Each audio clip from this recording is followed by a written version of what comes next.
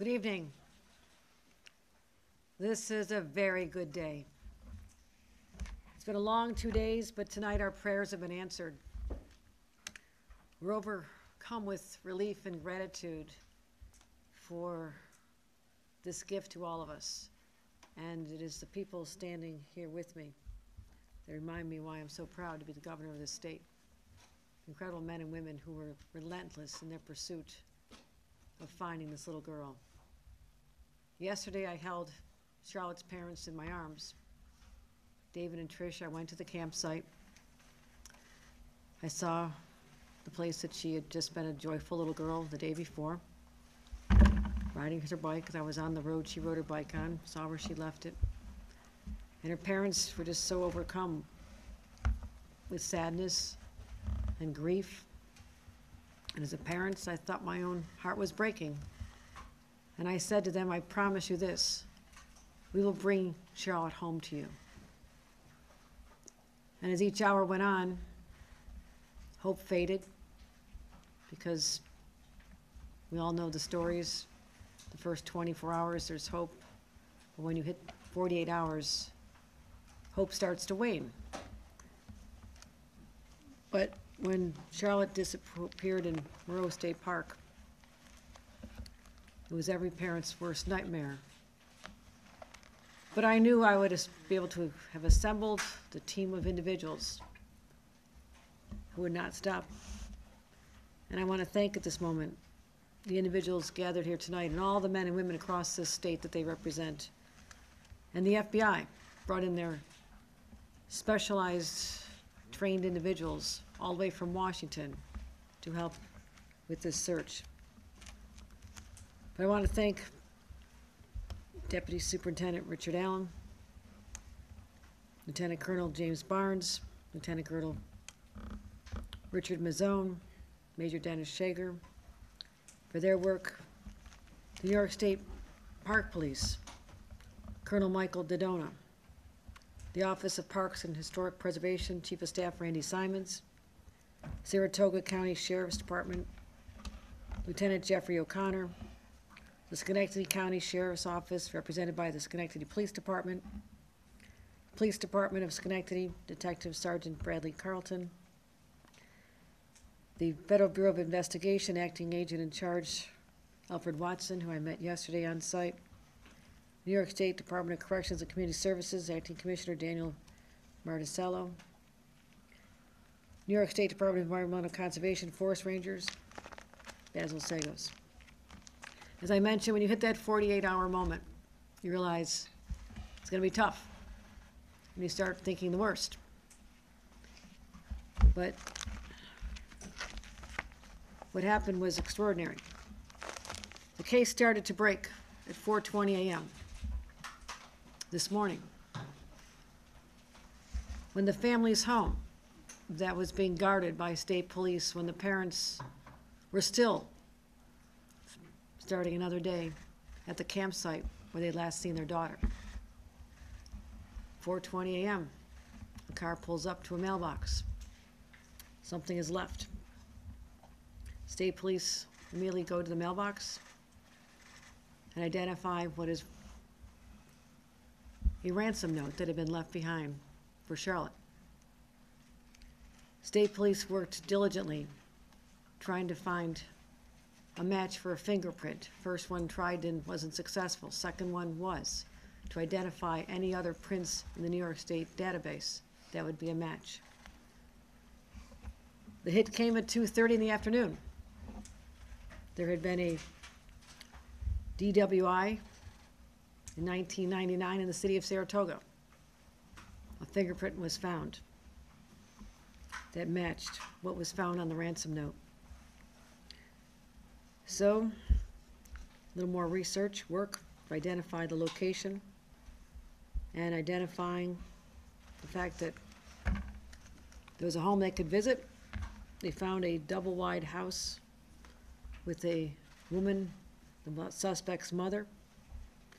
The suspect lived in the camper behind. They had what they call a dynamic entry, a tactical maneuver, and within the camper, they located the suspect. After some resistance, the suspect was taken into custody, and immediately the little girl was found in a cupboard. She was rescued, and she knew she was being rescued.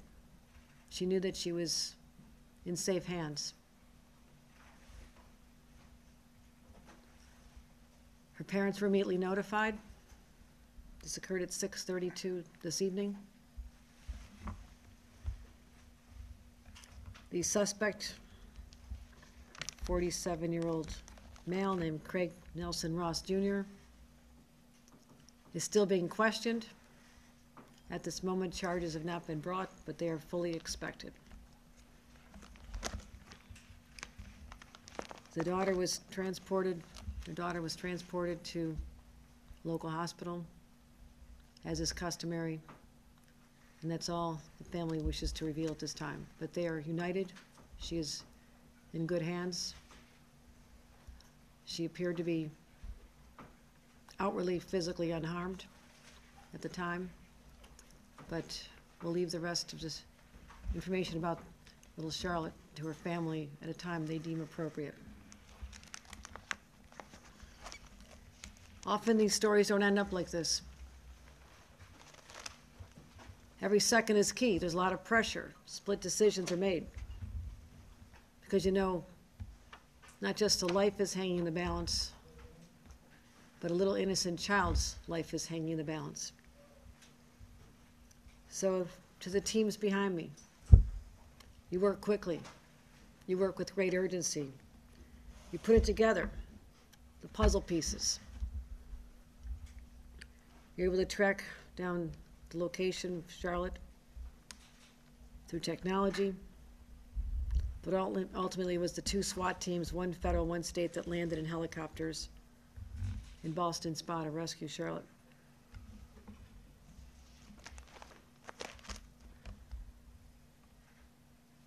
Still pretty overwhelming because all of us feared the worst. But I promise Trish and Dave, they be reunited with little Charlotte once again, and she see her two sisters, one 10, one 4 years old.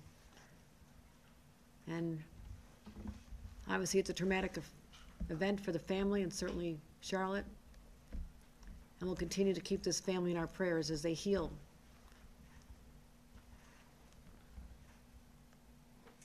But she'll be going home. That's the story. Charlotte will be going home. That's all I have to say on the details. Certainly there'll be many more coming out with respect to the suspect and how that case will proceed. But I want to thank the media for their intense interest and the 400 volunteers who would not give up, 400 individuals from law enforcement, fire departments, city, county, state, and federal. It was an awesome sight to witness up at the state park yesterday. Everyone doing their job, but also there are a lot of parents out there among the ranks, and everybody thinks, if it was my child, I would want everybody under the sun looking for them. And that's what this team did. So thank you. Thank you, everyone. Thank you. You brought Charlotte home. Any questions? What were Schenectady agencies involved in this case? Charlotte's uncle was a member of the police department in Schenectady, I understand. If that's not correct, someone correct me. Fire department. Was the suspect known to the family? It has not been determined that the suspect was known to the family. Was Charlotte randomly targeted, or did he know the family? That is what will be revealed after more extensive questioning. The vehicle registered to the suspect, the address in the database was 2 miles from Charlotte's home, but it is not known at this time whether he knew her or had her under surveillance for any length of time. Sean. Governor, can you say, you said a letter was delivered. Was it delivered by mail carrier, or was it delivered by a third party? Do you have that information at this point? It appears that it was by the suspect himself, that he literally drove up to the family's mailbox, assuming they were not home. 4:20 in the morning, opens the mailbox and inserts the ransom note, leaving a critical piece of evidence behind, his own fingerprint. And I would assume the car details were also taken into consideration at that point for the same process. There was it happened very quickly. Obviously, it's dark, it's 4:20 in the morning, so it's hard to get a description of the vehicle. But there was some sense of the type of vehicle at the time when they left, so as they're piecing together all the evidence, it came together when they did the fingerprint match. It leads you to a name, it can lead you to a vehicle, and that's why we know that he had a home. His mother's home is where he was found. Again, double-wide trailer, mother lives there, double-wide home. He lives in a camper in the back, or at least he was there, but he also had his name registered to a vehicle, and the address was a home 2 miles from where Charlotte lived. And this just came out of nowhere, he just showed up at 4:30 in the morning? Apparently so. Tessa, anything? Have you spoken to Charlotte at all, or Charlotte's family, since she's been found? I've made a number of inquiries to the family. This is a traumatic time for them as they're going through, her health, taking care of her health right now, and I'll be speaking to the parents soon as I can. You said there was some resistance with the suspect. Can you elaborate a little bit more on that? When we made the dynamic entry into the residence, he did give our sword operators, our SWAT people, some resistance in there. He was taken into custody. He did suffer some very minor injuries, but it was relatively minor, nothing big on the scuffle. Great, thanks, everybody. I just want to say, there's still a lot of searches underway. The home that he was registered to, a lot of information, and so you want to make sure that he's not connected with any other cases. So that's why it's still an ongoing investigation, but at this time, there's no evidence of that. At the end of the search, what was the extent, like, of the search in terms of the scope area that, investigators, searchers were looking at?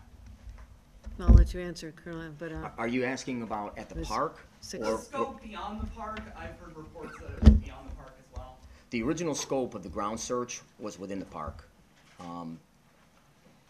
The information we received that took us to Ballston Spa was obviously outside the park. We had no ground search operations going on outside the park other than leads we were running down that we were developing throughout the 2 days. Great, What thank did you. the ransom letter say? We're not gonna disclose What were the biggest that. takeaways from this massive search? What were some of the biggest takeaways from this search? Now that Good. it's wrapped up. I would say the biggest thing is, you look at all these people behind us, it's cooperation of all the agencies. We don't work in silos, we have to work together to accomplish something like this. And you can never be too careful with your kids. Pay attention to where they're at, what they're doing. Things can happen in an instant.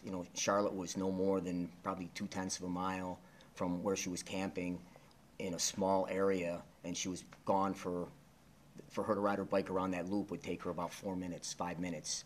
So you think they're safe doing that at 9 years old, but you just got to be cognizant and be paying attention to the things around you, your surroundings all the time. These things happen in a hurry, and unfortunately today this ended in the right way. Will there be Any idea on the motive? will there be any security protocols moving forward on the park? We'll be doing the after-action report to identify any areas where the state parks can make any improvements. But obviously, this is a very random incident, and basically, anyone who comes in and out of that park will have come through a certain entryway. Their name is, they purchase a ticket, you have their name in a database, so that is why that's also helpful to identify who's in the park. So that's also, in a sense, a security measure, because we always know who's in the park. Did the suspect enter through the main gates? We don't know how how he You gets in. mentioned 2 helicopters. Was the arrest affected by the helicopters, or was the ground? The arrest wasn't done by helicopter because of the seriousness of this incident. We brought in sword operators from throughout the state, and to expedite this, because obviously it was very time sensitive, we flew about 10 of our sword operators from downstate to be here to help with this entry. We had probably, we normally operate about 6 or 8 people on a team. We had probably 20 SWORD operators make this entry with an FBI regional SWAT team. Tell them what the sword stands for. What SWORD stands for is our Special Operations Response Team. They are like most agencies have a SWAT team. We do that type of thing with our SWORD operators. They're full-time in that capacity, but they also do other things that normal SWAT teams don't do. We respond to high-angle rescue and different things with that team. They're a highly trained, highly capable unit that we use for just this type of thing. This is what they train for. This is what they live for, is to make entries like this and save someone's life. All right, thank you, everybody, appreciate it. I have 2 questions. Is this going to affect how Amber Alerts are sent out? Because was there a delay this time? Because a lot of people are asking about that. Is the park back open tomorrow? We'll have to get back to you on that. I would assume it'll probably be back open, but we'll make sure. We'll be giving an update tomorrow. Any updates tomorrow that we should be aware of? When we have more information, we'll have updates on our website, on our newsroom. Any press conferences we should be aware of tomorrow? With this tonight, probably not, but we'll let you know if we decide to do something. If we have more information that we can give. It's an ongoing, active investigation, so we have a lot of work to do with this So year. were police present at the home when the ransom note was dropped? They were in the area. They were not able to get the vehicle. There was some, like I say, there was some suspicious activity, and we were able to obtain the note. Where was the camper in relation to the family? Right behind the house. Was he a registered sex offender? He is not.